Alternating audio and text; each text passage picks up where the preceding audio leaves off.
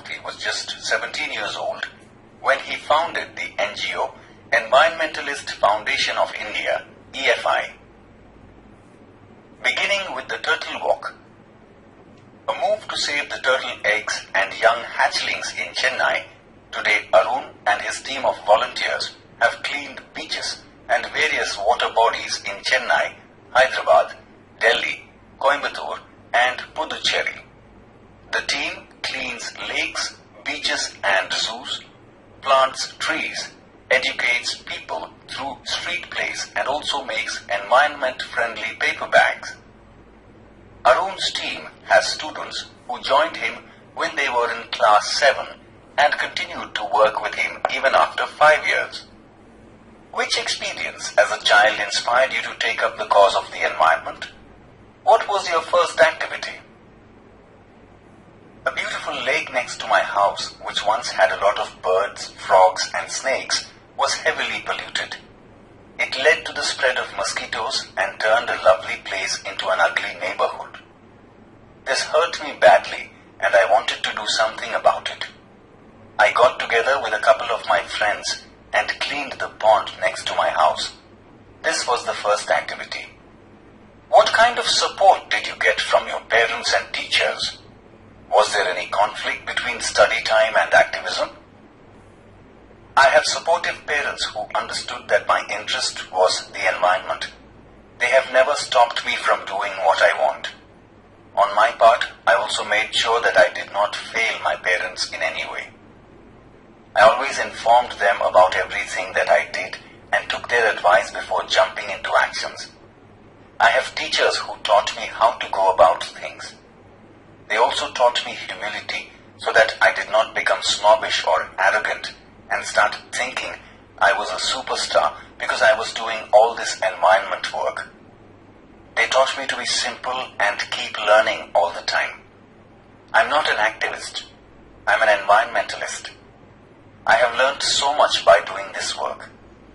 How did your school and college further your interest? Both my school and college had plenty of green cover and both were home to several other life forms. This made me understand their importance, how beautiful they are, and why we need to protect them. These animals are on their own, find their own food, and are always active, on the move, and never lazy. It is so positive. We have a lot to learn from them. Did you feel any hesitation in quitting a well-paying job and venturing into this full-time? What were the options you weighed before you arrived at your decision? It is always good to decide in favor of what you really love to do. I quit my job at Google, but I still keep in touch with my friends there. So only my duties at Google have come to an end, not my emotional bond.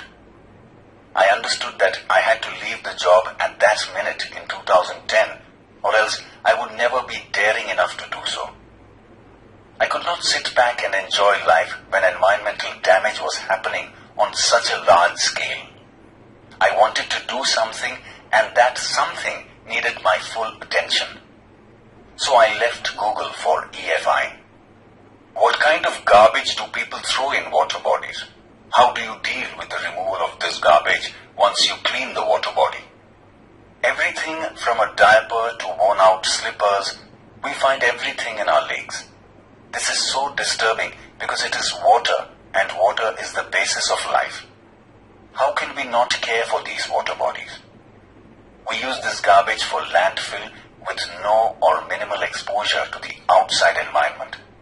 We ensure that the lake area and water holding are free of garbage so that birds, frogs and snakes can live in peace. How many days does it take to clear a large lake?